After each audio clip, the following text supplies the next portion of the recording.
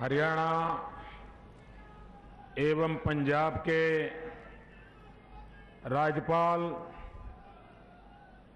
Professor Kaptan Singh Solanki जी,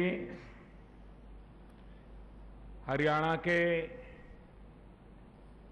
यशस्वी एवं लोकप्रिय मुख्यमंत्री श्रीमान मनोहर लाल खट्टर जी, केंद्र में मंत्रिपरिषद के मेरे साथी श्रीमान नितिन गडकरी जी, चौधरी वीरेंद्र सिंह जी, राव इंद्रजीत सिंह, श्रीमान राधाकृष्णन जी, श्रीमान कृष्णपाल जी,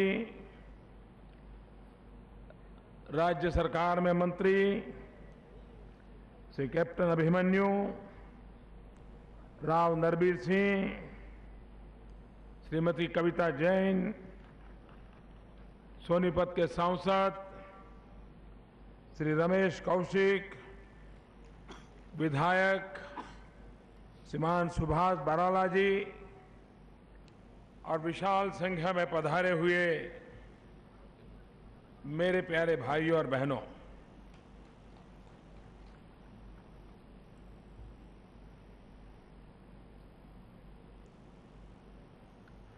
कभी कभी लोगों के मन में विचार आता है कि पैसे होते हैं तो रास्ते बनते हैं, लेकिन हकीकत ये है अगर रास्ते बनते हैं तो फिर पैसे अपने आप बनना शुरू हो जाते हैं।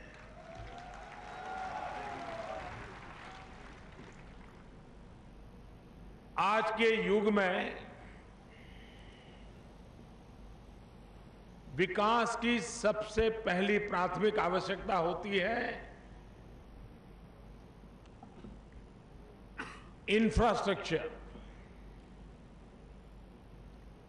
चाहे वो बिजली की बात हो, पानी की हो, सड़क की हो, और जहां जहां इंफ्रास्ट्रक्चर पहुंचता है वहां वहां विकास की रफ्तार तेज होती है। क्वालिटी ऑफ लाइफ में भी बहुत बड़ा बदलाव जब इस प्रकार की सुविधाएं तैयार होती है तब होता है। लेकिन ज्यादातर हमारे देश में सरकारें दुविधा में रहती हैं। उनको लगता है कि किसी मतदाता को कोई लाभ मिलेगा तो चुनाव में लाभ मिलेगा, लेकिन अगर सड़क बनती है तो लोगों को लगता है उसमें क्या है भाई, ये तो सरकार का काम है, मेरा क्या हुआ। और ये दुविधा कई वर्षों से हमारे देश में चल रही है और शायद ये दुविधा ही हमारे देश में विकास की सबसे बड़ी रुकावट है।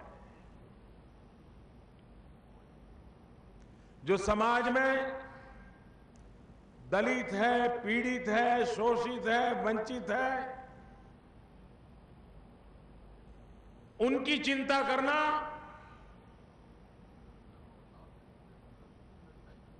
विकास के फल उन तक पहुंचे, विकास की यात्रा में उनकी समान भागीदारी हो,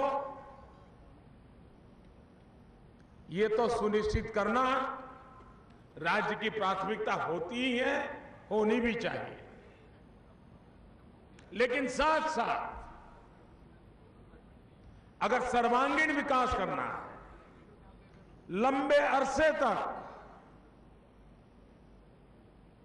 लोगों को आत्मनिर्भर बनाने की दिशा में आगे बढ़ना है, तो ये बहुत आवश्यक होता है कि इंफ्रास्ट्रक्चर को बल दिया जाए। हरियाणा छोटा प्रदेश है, लेकिन करीब करीब 32,000 करोड़ रुपए की योजनाएं सिर्फ रोड्स के लिए आए, ये छोटी बात नहीं है।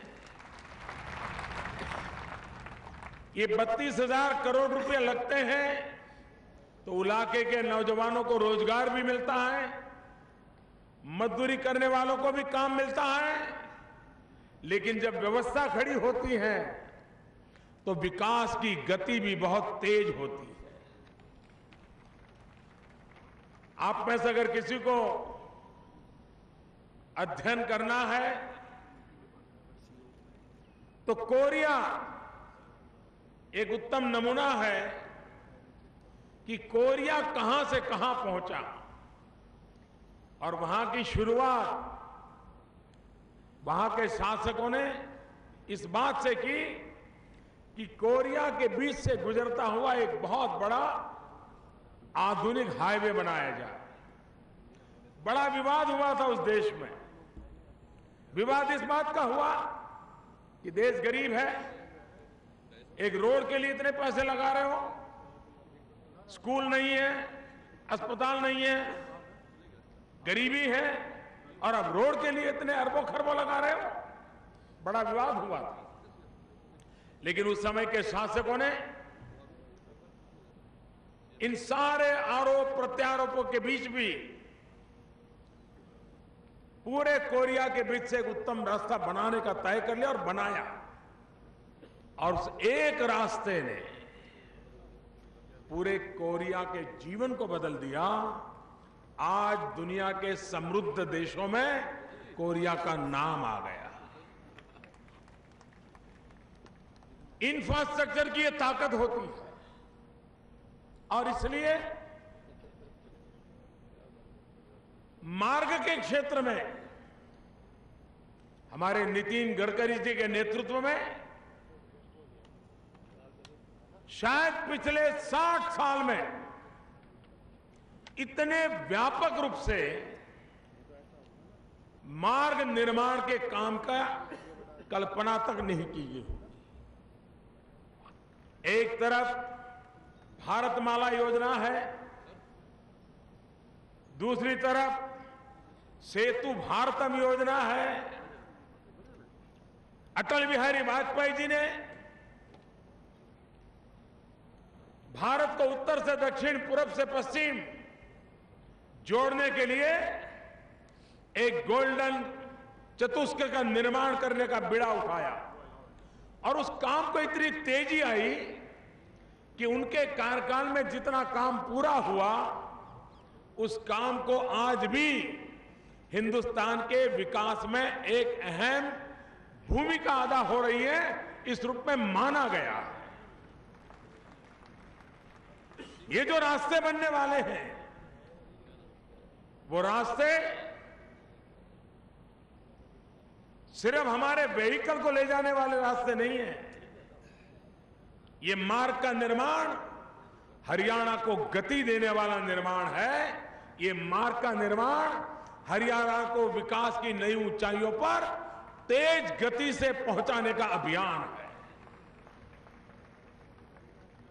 सागरमाला योजना के तहत हिंदुस्तान के समुद्री तट, उस समुद्री तट के साथ वो इंफ्रास्ट्रक्चर जोड़ा जाए ताकि हिंदुस्तान का हर कोना सामुद्रिक व्यापार के लिए जहां जाना हो, उसको अच्छे से अच्छा तेज गति से कनेक्टिविटी मिले, ताकि देश में व्यापार को बढ़ावा मिल सकता है।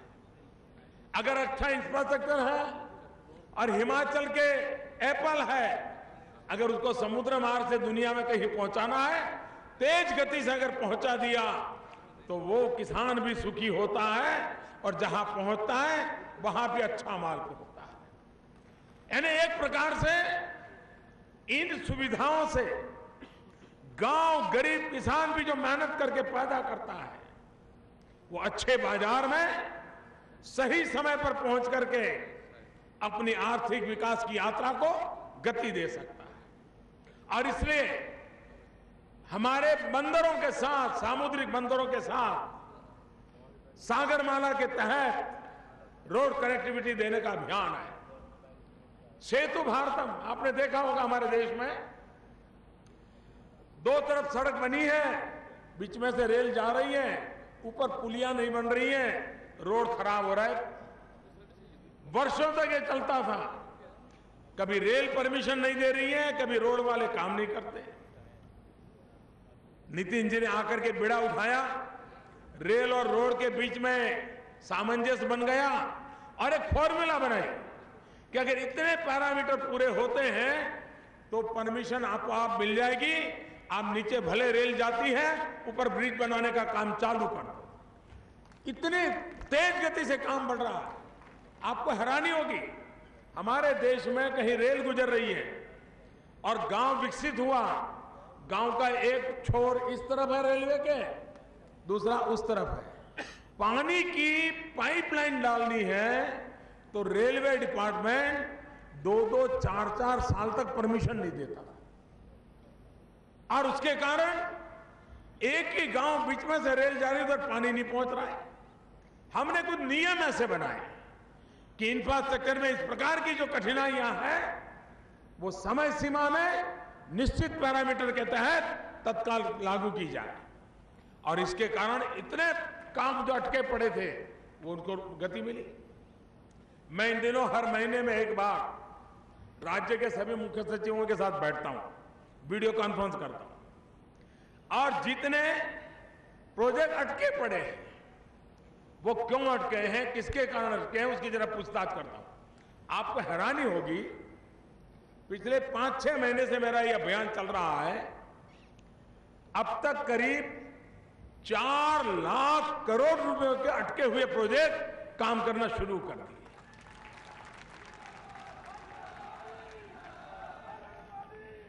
सेतु भारतम के द्वारा इस देश में करीब 450 ऐसे ब्रिज बनाने की जरूरत है जो विकास के लिए बॉटलनेक बने हुए हैं, रुकावट बने हुए हैं।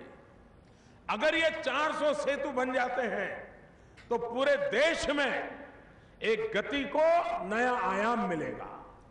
सेतु भारतम के तहत अरबों खरबों रुपया लगा करके एक फोकस के रूप में कि ब्रिज बनाने के काम को बल देना है।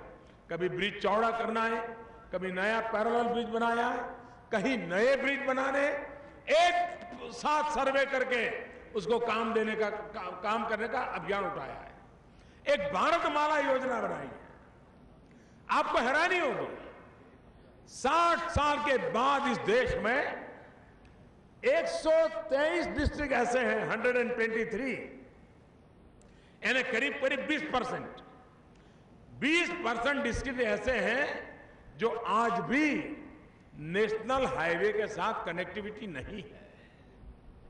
और इसलिए भारतमाला प्रोजेक्ट के तहत एक अभियान उठाया है कि जल्द से जल्द हिंदुस्तान के 123 डिस्ट्रिक्ट जो नेशनल हाईवे से लिंक नहीं है उनको जोड़ने के लिए भारतमाला प्रोजेक्ट चलाया है। और आने वाले वर्षों में फोकस टारगेटेड योजना के साथ इस काम को करने की दिशा में हम आगे बढ़ रहे हैं। दिल्ली के चारों तरफ पूरब और पश्चिम ये नई सड़क दिल्ली को तो एक अनेक समस्याओं से मुक्त कर ही करेंगे, लेकिन इसके बाद हरियाणा के व्यक्ति को अगर राजस्थान की तरफ जाना या हरियाणा के व्यक्ति को उत्तर प्रदेश के किसी छोर पे जाना है, उसकी सारी समस्याओं का समाधान हो जाएगा। तेज गति से वो भारत से बाहर अपना आगे बढ़ जाएगा। और ये रोड की रचना ऐसी है कि भविष्य में वहां पर अर्बन डेवलपमेंट तो होना ही होना। जब रोड आता है तो विकास अपने आप होता है, नई कॉलोनियां बनना शुरू हो जाती है।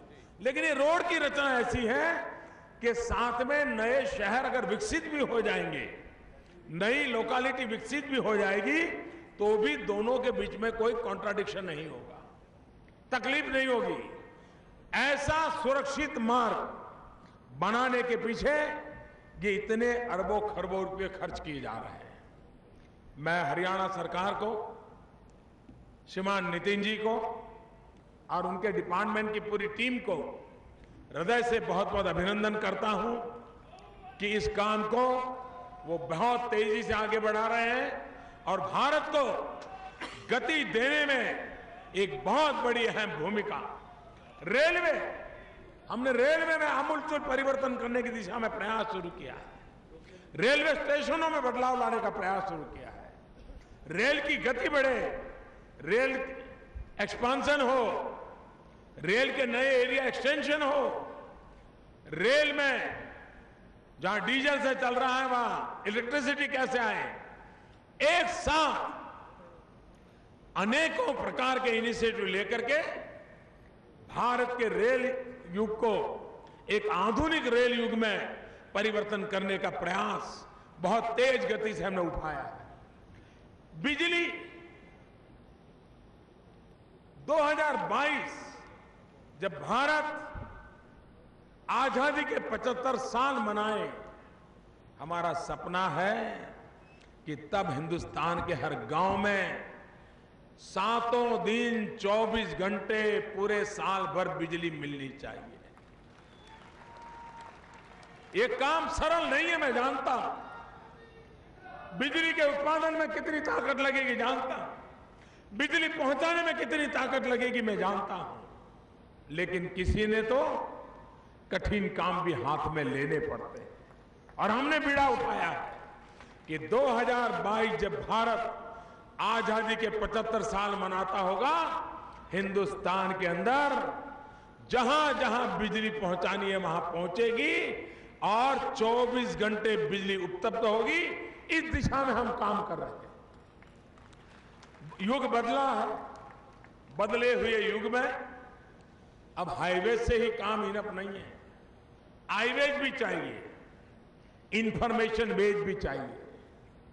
डिजिटल इंडिया का जो हमारा सपना है, उस डिजिटल इंडिया के सपने को पार करने के लिए 21वीं सदी का जो महत्वपूर्ण इंफ्रास्ट्रक्चर है वो है हाईवेज के साथ साथ हाईवेज। आज सारी दुनिया आपके मोबाइल फोन में है और इसलिए उसके इंफ्रास्ट्रक्चर को भी बल देना पड़ेगा। आधुनिक भारत की पहली शर्त बन गया है हाईवेज होना और इसलिए डिजिटल इंडिया के माध्यम से ऑप्टिकल फाइबर नेटवर्क का काम पूरे हिंदुस्तान में तेज गति से चल रहा है। मैं जब इन चीजों का रिव्यू करता हूं तो मेरे ध्यान में आया लाखों गांव ऐसे हैं कि जहां पर आज के युग में डिजिटल कनेक्टिविटी नहीं है। वो भी एक कठिन काम है, हमने उसका बीड़ा उठाया है, काम तेजी से चल रहा है।